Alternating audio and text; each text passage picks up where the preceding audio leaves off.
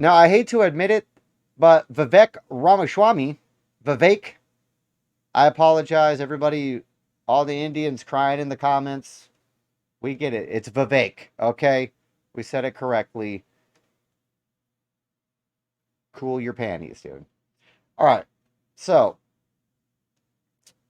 as of yet, we're obviously still Trump 2024.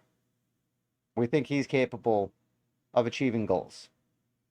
We do like what Vivek says. I do like what comes out of his mouth. My issue is his ability to achieve what's coming out of his mouth.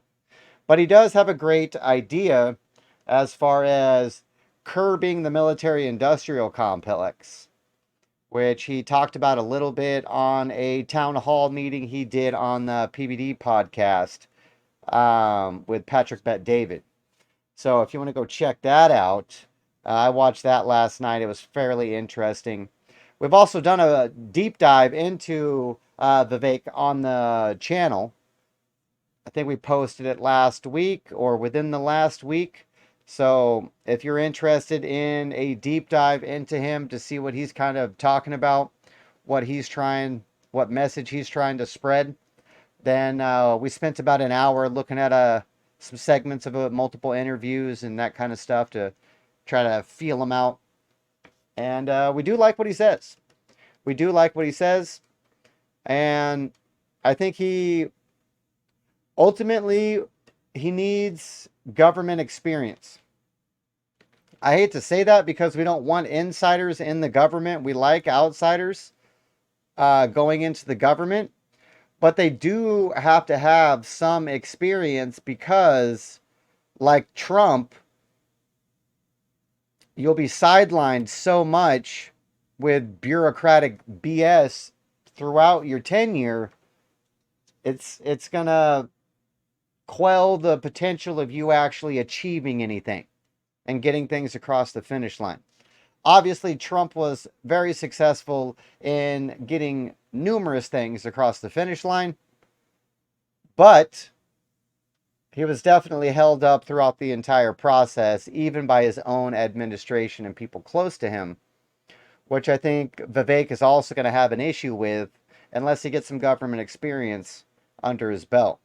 So what I think should happen is he should run as VP so he can crawl and slime his way through the swamp for 4 years. If he comes out uncorrupted, there's not really any way to know that for sure.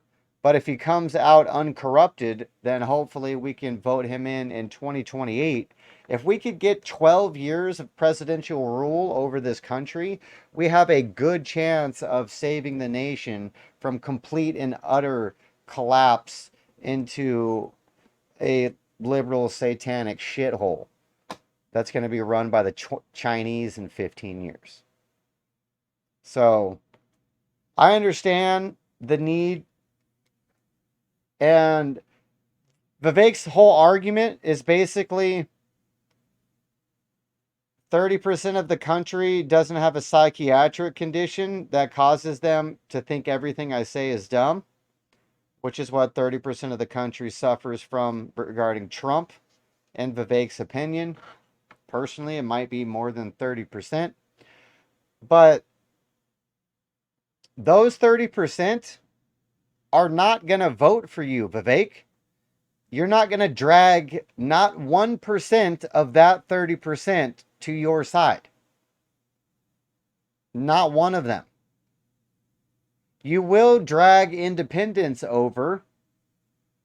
You know, checking some minority boxes, checking the tan skin box. You'll get some of the lefties to come over to vote for that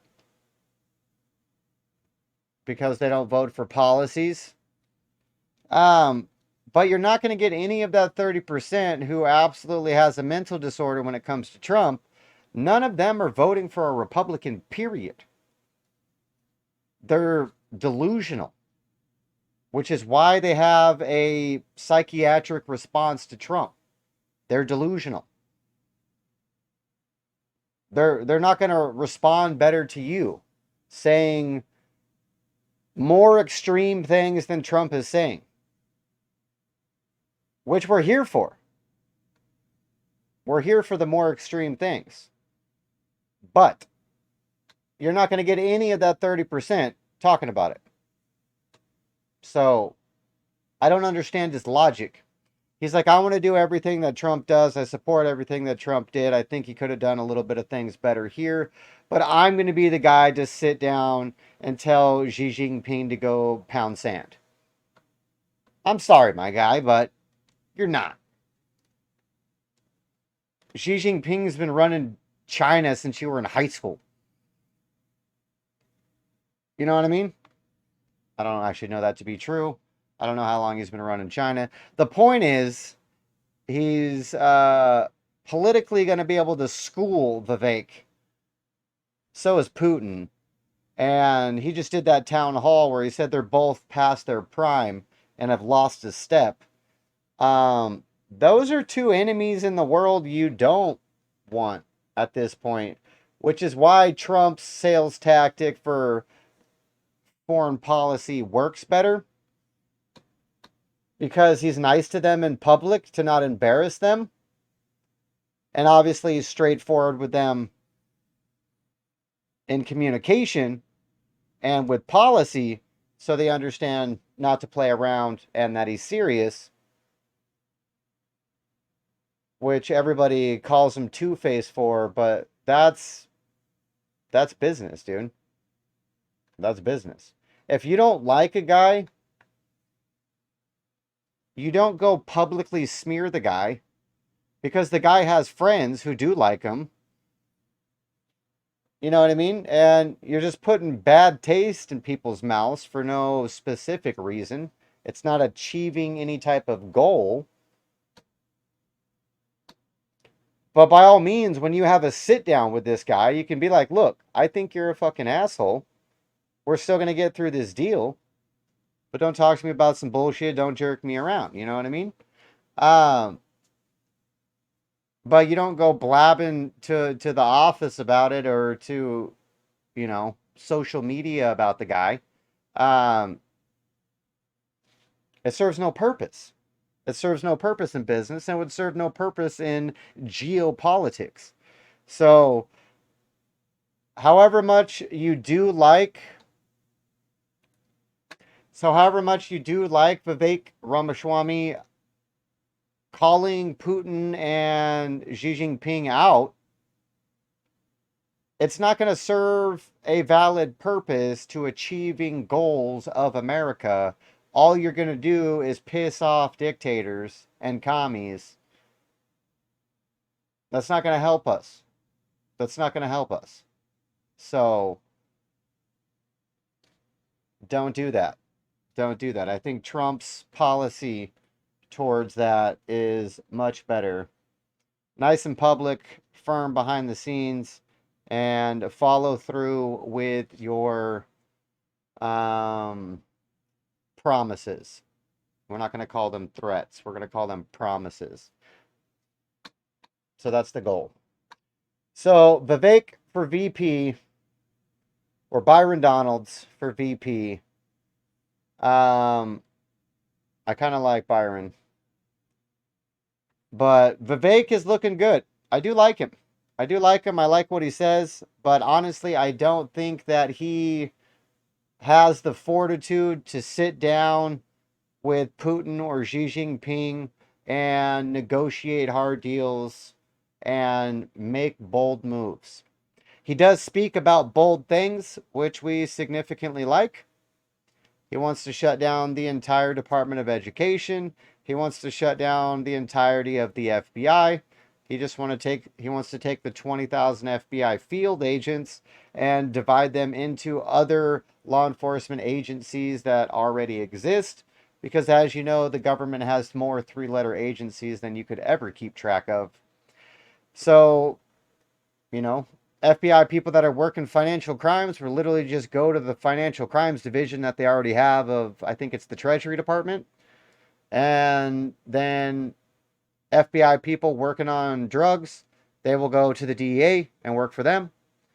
FBI people that are working on terrorism, will go to the who's working on terrorism, Homeland Security. So the point is, we have so many other agencies. We don't need the FBI anymore. And this would entirely wipe out the 15,000 bureaucratic managerial force of the FBI, which is the one systematically destroying justice in this country by going after Trump, by not going after Hillary, by not going after Biden or Hunter, not going after anybody that will listen and obey their dictates. So, we do like the bold reform he talks about. We do like it. I just don't think he's the man to pull it off until he gets some more experience in politics, to understand that what he's trying to accomplish is a big deal. It's a big thing. Now, somebody on Instagram commented, or on the YouTube comments, one of the two, I don't know. Somebody commented somewhere that the problem is Trump has to consult a bunch of lawyers around him, whereas Vivek won't have that issue. And I did not know Vivek was a lawyer. From my understanding, he's not a lawyer. So I don't understand why, especially a constitutional lawyer. So I don't understand why that argument holds up. If anybody in here agrees with that argument, it doesn't make sense.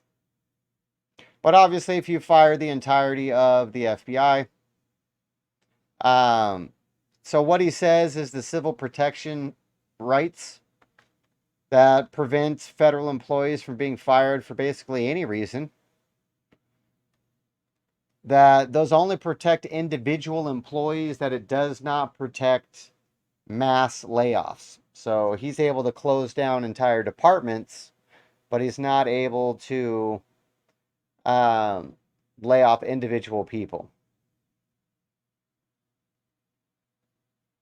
He graduated from Harvard. Do they make anything but lawyers? I know he graduated from Harvard, but I thought he had like a biochemical engineer and a finance degree, and I didn't think he had anything to do with being a lawyer. I mean, he's an impressive, crazy, smart dude. Valedictorian and first in his class, and created $1 billion biotech firm, and I mean, he's a genius. I'm sure it's pretty safe to say he's a freaking genius.